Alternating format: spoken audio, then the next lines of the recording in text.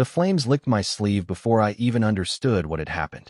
One moment I was standing by the stone fireplace I'd built with my own hands 30 years ago, laughing as my 9-year-old grandson Tyler swung his plastic sword around the living room. The next moment, his small hands connected with my chest, not a playful tap, but a deliberate shove with surprising force, and I was falling backward into the hearth.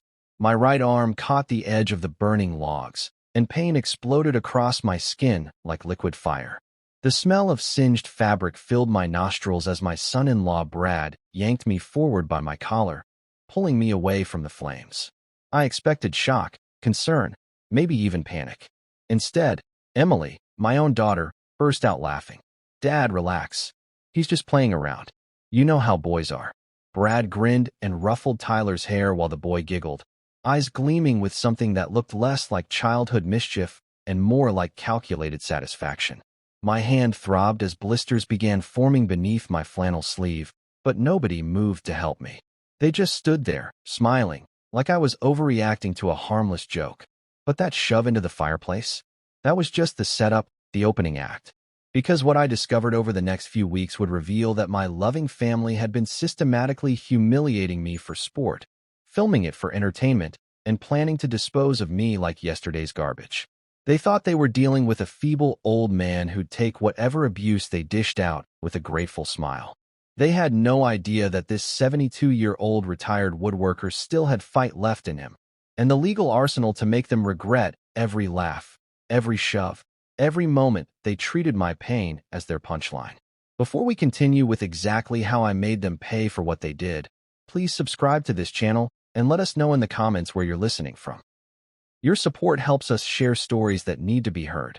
My name is Frank Ellison, and I've spent 72 years on this earth, 50 of them working with wood, metal, and stone.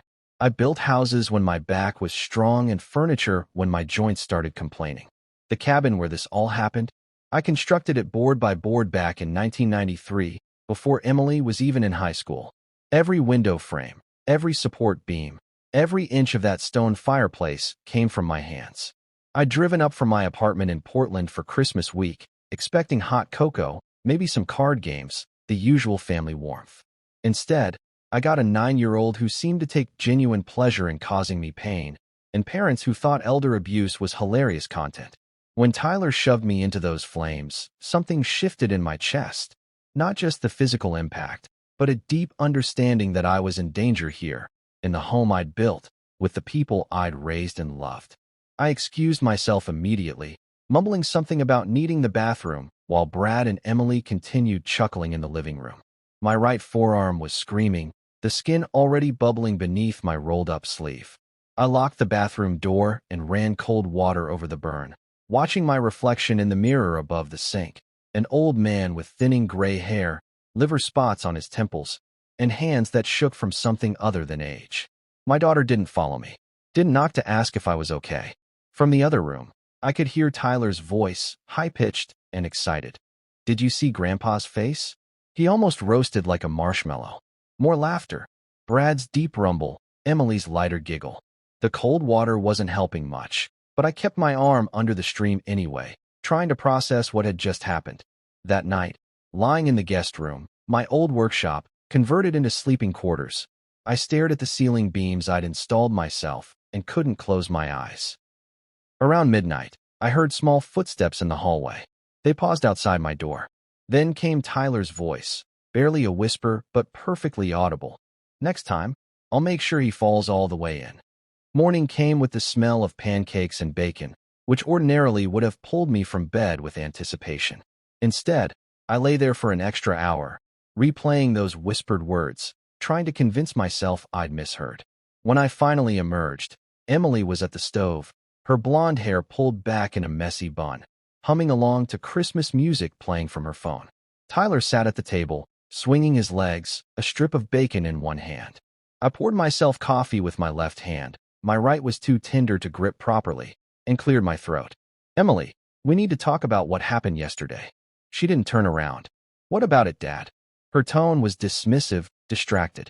Tyler pushed me into the fire. "I'm burned pretty badly." Now she turned, but only to roll her eyes. "Oh my God, you're being so dramatic. He's 9 years old. It was an accident. Brad appeared from the garage, grease on his hands from whatever project he'd been tinkering with, and laughed when he caught the tail end of our conversation. You know how kids are, Frank. They don't know their own strength. But I was watching Tyler's face as they spoke, and what I saw there wasn't remorse or confusion. It was a smirk, small and controlled, the expression of someone who knew exactly what he'd done and was pleased with the results. That afternoon, Brad asked me to help him clear snow from the driveway, a task I would normally enjoy, despite my age, because I've always believed in staying active. I bundled up in my old Carhartt jacket and followed him outside into the crisp December air. The cabin sat on 3 acres of pine forest, and fresh snow had fallen overnight, covering everything in pristine white. Tyler appeared moments later, already armed with snowballs he'd prepared in advance. The first one hit my shoulder, harmless enough. The second one I ducked. The third one was different. When it struck my shin, pain shot up my leg sharp enough to make me gasp. That wasn't snow. I looked down and saw a rock the size of a golf ball lying at my feet, surrounded by shattered ice. Blood was seeping through my jeans. Oops, Tyler said, grinning from across the driveway. My hand slipped. Brad saw the blood, saw my face contorted in pain, and his response was to shout from the porch. He's just got energy, old man. Maybe you should go inside where it's safe. I forced a smile, nodded, and limped back toward the cabin, leaving a dotted trail of red drops in the snow behind me. The next morning, while Emily and Brad were out grocery shopping and Tyler was supposedly doing homework in his room, I decided to clean the living room, partly to be helpful, partly to keep myself occupied so I wouldn't dwell on the throbbing in my shin and the tight, painful skin on my forearm. I was sweeping beneath the couch when my broom hit something solid. I knelt down, grunting as my knees protested, and pulled out Tyler's tablet, an expensive device with a bright blue protective case. It was unlocked. Curiosity overrode my usual respect for privacy, and I tapped the screen. What I found made my blood turn to ice water. The photo gallery was filled with videos, dozens of them, organized into an album labeled Funny Grandpa Stuff. I pressed play on the first one. It showed me walking across the kitchen 3 days ago, and suddenly Tyler's foot appeared in the frame, tripping me. The camera shook with laughter, Brad's laughter, because Brad was filming. "This'll go viral," his voice said off-screen. Grandpa versus Gravity, Round 1. The next video showed me struggling to open a jar of pickles while Tyler made faces behind my back. The third showed yesterday's rock incident, filmed from inside the house, with Emily's voice saying, "Oh my God, he's bleeding," followed by giggles.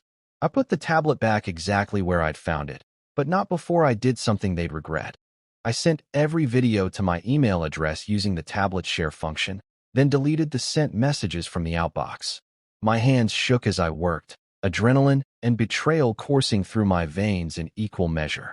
When Emily and Brad returned, I was sitting in my usual chair, pretending to read a woodworking magazine. That evening, I approached Emily as she was loading the dishwasher. "I need to see a doctor," I said quietly, showing her my forearm. The burn had worsened overnight, the blisters weeping clear fluid, the surrounding skin angry and red. She glanced at it, then at her phone, then back at me with obvious irritation. "Dad, it's not that bad. Just put some ointment on it."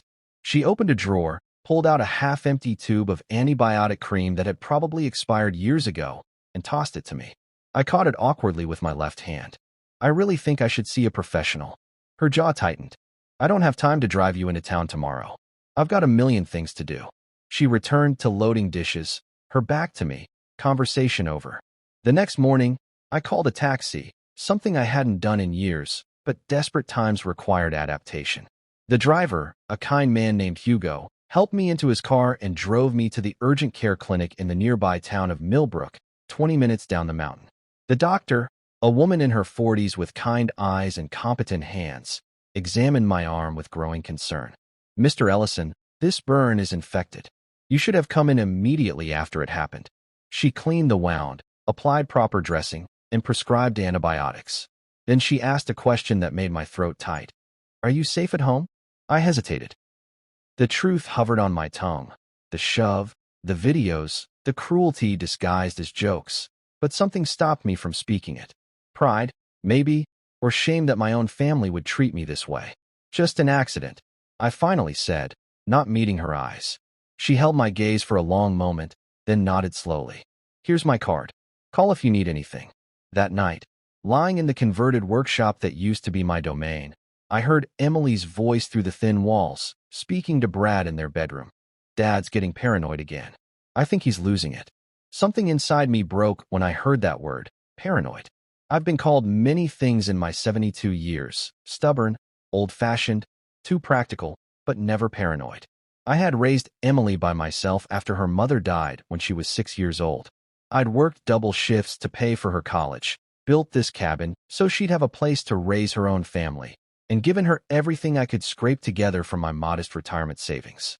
And now, she treated me like a burden, a confused old man imagining slights and abuse.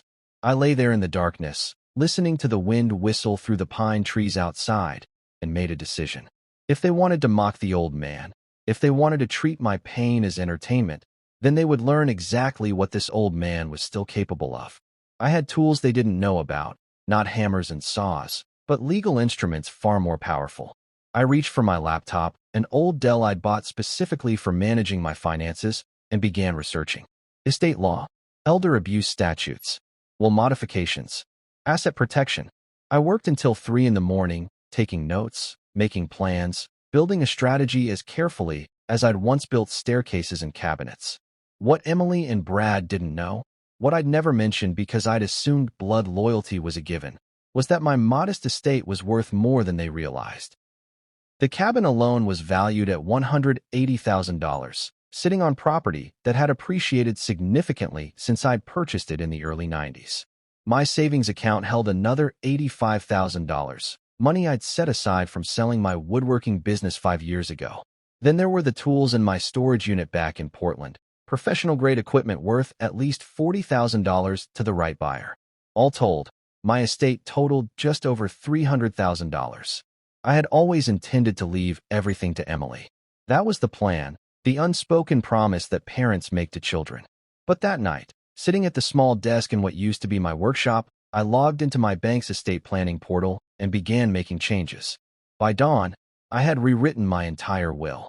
Everything would now be divided between Mrs. Coleman, my neighbor in Portland who'd been kinder to me than my own daughter, and a charity that built homes for disabled veterans.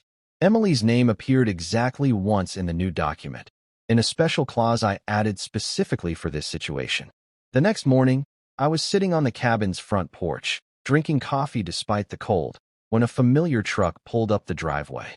Mrs. Coleman, Adelaide Coleman, though she insisted everyone call her Addie, stepped out carrying my work gloves, which I'd apparently left at her house before making this trip. Addie was 75, a widow who'd lived next to my Portland apartment for a decade.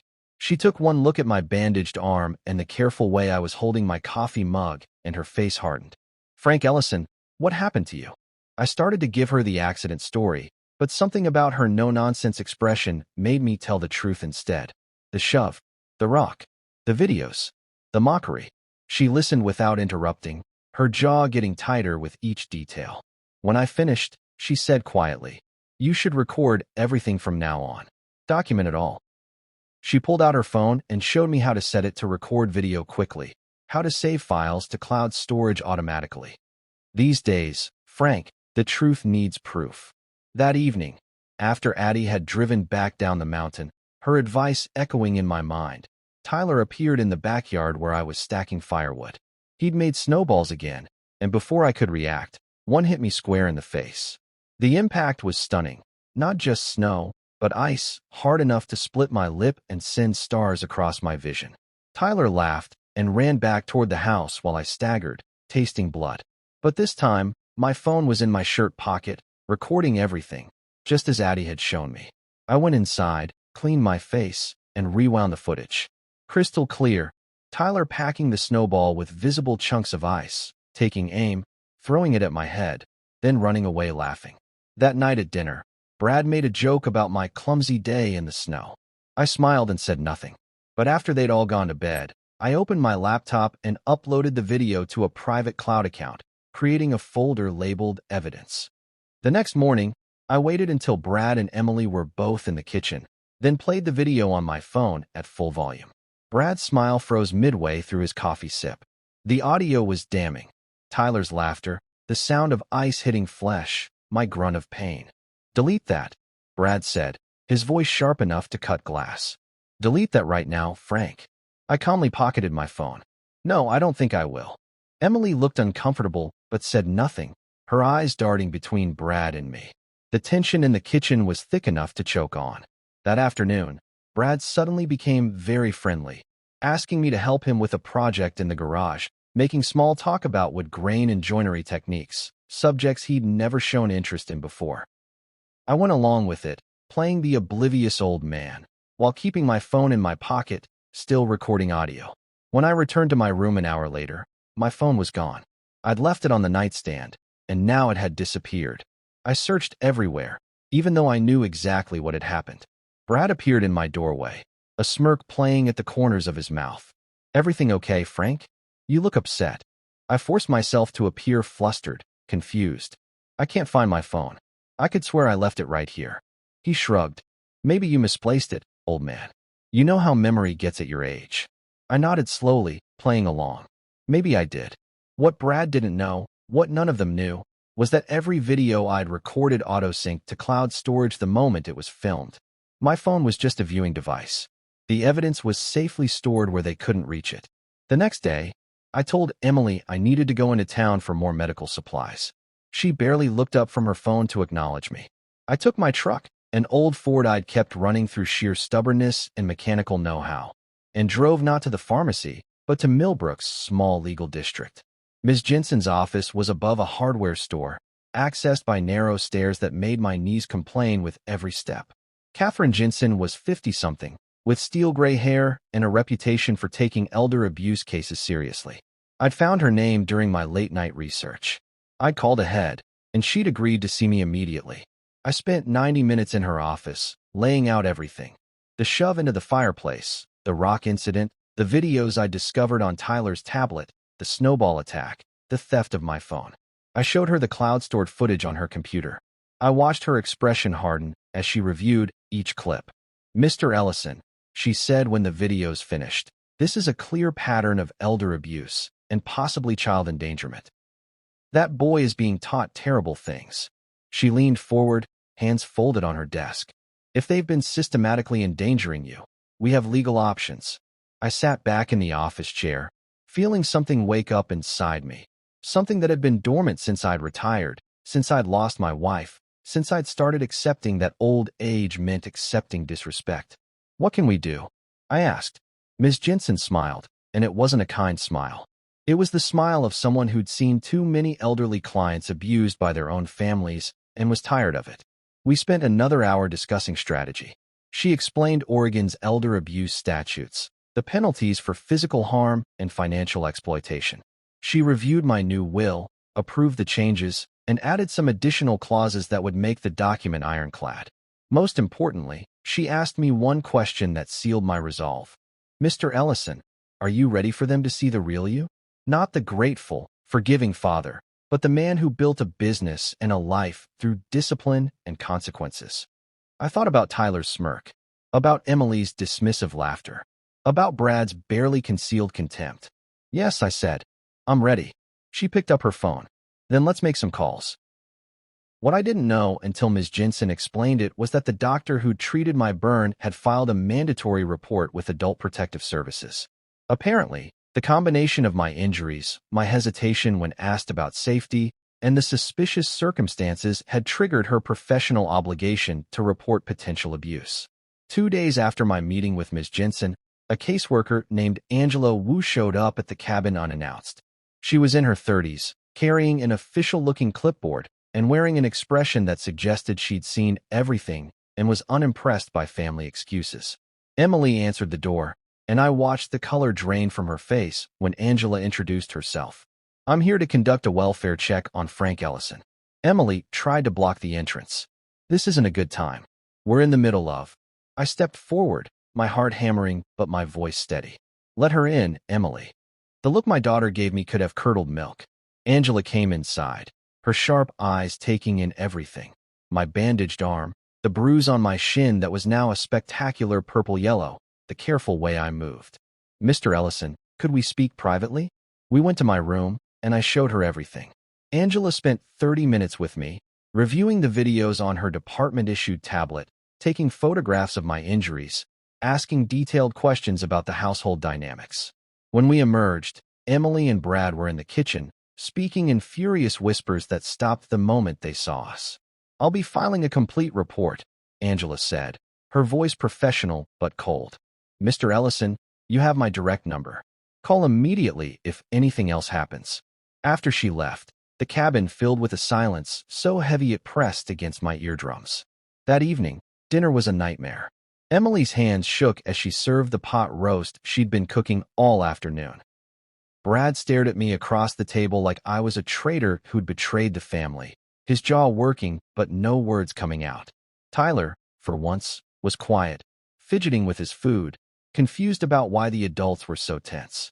Nobody spoke except for the crackling of the fire, the same fireplace that had started this whole sequence of events. I ate slowly, tasting nothing, watching my family fall apart around me, and feeling nothing but cold satisfaction. The next morning, Brad's voice thundered through the cabin so loud it woke me from the first decent sleep I'd had in days. I emerged from my room to find Brad in the living room, face red, veins standing out on his neck, waving a piece of paper. Who the hell called the state on us? Emily was crying on the couch, her face in her hands. Tyler sat in the corner, eyes wide with fear. Brad rounded on me the moment I appeared. "This was you, wasn't it? You senile old bastard. You called social services because we wouldn't coddle you after you had a little accident." I stayed calm, kept my voice level. "I didn't call anyone, Brad. The doctor filed a mandatory report. That was technically true. You're destroying this family." Emily sobbed. "How could you do this to us?" I looked at my daughter, at the woman I'd raised alone after her mother's death, the girl I'd taught to ride a bike and helped with algebra homework, and felt a strange mixture of sorrow and steel. "No, Emily. I'm not destroying this family. I'm saving it from rotting from the inside out." Brad took a step toward me, his hand reaching for my shoulder in what I knew wouldn't be a friendly gesture. That's when Angela Wu walked in. She'd scheduled a follow-up visit for that morning, a detail I'd conveniently forgotten to mention to Emily and Brad. Angela's timing was impeccable. She walked in just as Brad's hand made contact with my shoulder, his grip tight enough to hurt, his face inches from mine. "Mr. Chambers, step back immediately," she said, her voice sharp as a blade. Brad froze, then slowly released me, his face going from red to pale as he realized she'd witnessed everything. Angela pulled out her phone and began taking notes, documenting the confrontation, Brad's aggressive posture, Emily's hysteria. "This isn't helping your case," she said quietly. Over the next week, I began packing my things. Emily and Brad thought they'd won, that the old man was retreating back to Portland with his tail between his legs. They didn't know that Ms. Jensen had been busy during that week, filing paperwork, organizing documents, and preparing something that would detonate under their feet like a landmine. I packed slowly, methodically, taking only what was mine: clothes, my laptop, the old tools I'd brought to do repairs around the cabin. Everything else, all the furniture I'd built, all the improvements I'd made, I left behind. Let them enjoy it while they still could. On my last morning there, a courier delivered a large manila envelope to the cabin. I was loading the last box into my truck when Emily came running out, the envelope torn open in her hands, her face white as the snow still covering the ground. "Dad," she said, her voice strangled. "What did you do?" I closed the tailgate and turned to face her. "Read the clause, Emily. The one about beneficiaries who cause harm." Her hands shook as she found it on page 3. "Any error proven through documentation or legal testimony to have caused physical harm, emotional distress, or deliberate humiliation to the grantor shall be immediately removed from this will and testament, with their inheritance redirected to designated charities and alternative beneficiaries." Silence. The kind of silence that follows a bomb blast, when the world stops spinning for just a moment. Brad came out behind her, snatching the papers from her hands. He read it once, twice, then looked up at me with something between fury and disbelief. "You can't do this." I smiled, genuinely smiled, for the first time in weeks. "Actually, I can. Check with your own lawyer if you don't believe me." He grabbed his phone, and I heard him dialing even as I climbed into my truck. His voice followed me down the driveway, shouting obscenities loud enough to disturb the eagles nesting in the tall pines. I drove back to Portland feeling lighter than I had in years. My apartment welcomed me like an old friend, familiar and safe. Mrs. Coleman had watered my plants and left a casserole in my refrigerator with a note. "Welcome home, warrior." I spent the next few days settling back into my routine, meeting with Ms. Jensen to finalize paperwork, attending a follow-up medical appointment for my arm. Then, 2 weeks after I'd left the cabin, my phone started ringing nonstop. The caseworker's report had become part of the public record after being filed with the court in relation to my estate changes. Local media in Millbrook had picked up the story. Elderly retired woodworker records family members mocking abuse. The same videos that Emily, Brad, and Tyler had filmed for their own amusement, the ones I downloaded from Tyler's tablet and submitted to my lawyer, had been included in the public filing as evidence supporting my will modification. Someone leaked them to social media. Within 48 hours, they'd gone viral. Comments flooded in by the thousands, most of them expressing outrage at how I'd been treated. Brad's employer, a construction company that prided itself on family values, suspended him pending an internal investigation. Tyler's school called Emily and Brad in for a conference about the concerning behavior their son had displayed in the videos. Child Protective Services opened their own investigation into the household environment. Everything they'd built, their reputation, their standing in their small community, Brad's career, collapsed like a house with a rotten foundation. 3 weeks after I'd left, Emily showed up at my Portland apartment. She looked terrible. Unwashed hair, dark circles under her eyes, clothes hanging loose like she'd lost weight. Mrs. Coleman let her in, giving me a concerned look before retreating to give us privacy. Emily stood in my living room, the room filled with furniture I'd built, surrounded by photographs of better times, and burst into tears. "Dad, I didn't see how bad it got. I swear I didn't realize." I sat in my favorite chair, the one I'd constructed from reclaimed oak, and said nothing. Let her fill the silence with her words. I was so stressed with Tyler's behavior, and Brad losing his job before, and money being tight, and I let it become normal. The jokes, the videos, the way we treated you. She crumpled onto my couch, sobbing into her hands. I watched my daughter cry, and despite everything, my heart ached. She was still my little girl somewhere under the defensive, neglectful woman she'd become. But sympathy without consequences is just enabling in disguise. "You laughed while I burned," I said quietly. The words hit her like a physical blow. She looked up at me, mascara running down her cheeks, and I saw something I hadn't seen in years. Genuine shame. "I know." Her voice was barely a whisper. "I know, and I hate myself for it." We sat in silence for a long time. Finally, I spoke. "Forgiveness has a condition, Emily. You want me back in your life? You want any chance of rebuilding this relationship?" She nodded desperately. "Anything. I'll do anything." I leaned forward, my injured arm, still scarred but healing, resting on my knee. "First, Tyler needs professional help. Real therapy, not just school counseling. That boy has learned to enjoy causing pain. And if you don't fix it now, he'll become someone you won't recognize in 10 years. She nodded again. "Second, you and Brad need marriage counseling. The way you enable each other's worst behavior is toxic." Another nod. "And third," I said, my voice hardening, "you're going to record a public apology." Emily's apology video went viral within hours of her posting it. She sat in front of a plain wall, no makeup, no editing, and spoke for 12 minutes about how she'd failed me, how she'd let her stress and marital problems turn her into someone who laughed at her father's pain. She didn't make excuses. She didn't blame Brad or Tyler. She took full ownership, and the comments section responded with a mixture of support and ongoing criticism. Some people appreciated her honesty. Others said it was too little, too late. I didn't care about the public's opinion. What mattered was whether she meant it, and time would tell. Brad, however, never apologized. He refused counseling, refused therapy for Tyler, refused to acknowledge any wrongdoing. According to Emily, he spent his days drinking and watching the view counts climb on the videos that had destroyed his reputation. 2 months after Emily's visit, he showed up at my apartment at 11 o'clock at night, drunk and furious. I heard him before I saw him, shouting in the parking lot outside my building. Mrs. Coleman called the police immediately. I grabbed my phone, started recording, and went to my door. Brad was stumbling up the stairs when I opened my door. His face flushed, his words slurred, but his intent clear. You ruined everything. Everything we built. You destroyed because you couldn't take a joke. I stood my ground, phone visible in my hand, camera pointed at him. Brad, you're drunk. Go home. He lunged forward, and I sidestepped. Old man reflexes aren't what they used to be, but carpentry keeps you nimble, and he nearly fell down the stairs.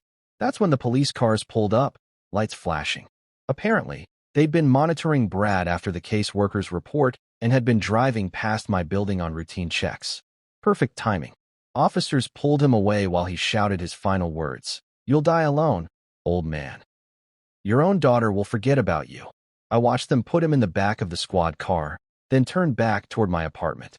Mrs. Coleman was standing in her doorway, clutching her robe around her. You okay, Frank? I nodded. I'm okay, Addie. That winter, I rebuilt the fireplace in my old cabin. Emily asked me to come do it, a peace offering of sorts. I worked alone, stone by stone, remembering better times while creating something new.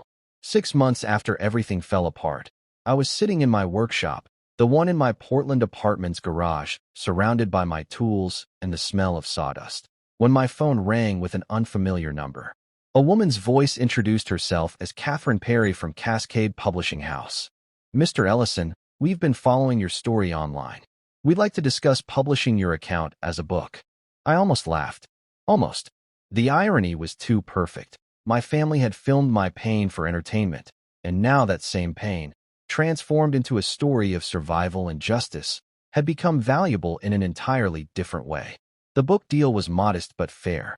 The Fire Inside, One Man's Fight Against Elder Abuse, would be published in hardcover and audiobook, with a portion of proceeds going to elder advocacy organizations. During the editing process, something unexpected happened. Tyler started visiting me at my workshop, quietly, without his father, usually on Saturday mornings when Emily dropped him off on her way to her new job. The boy didn't joke anymore. He worked alongside me in silence, learning to sand wood, to measure twice and cut once, to build instead of destroy. Maybe redemption really does run in blood after all. The book came out the following spring. It wasn't a bestseller, but it sold steadily, mostly to families dealing with similar situations, to social workers and elder advocates, to people who needed to know they weren't alone in fighting back against abuse.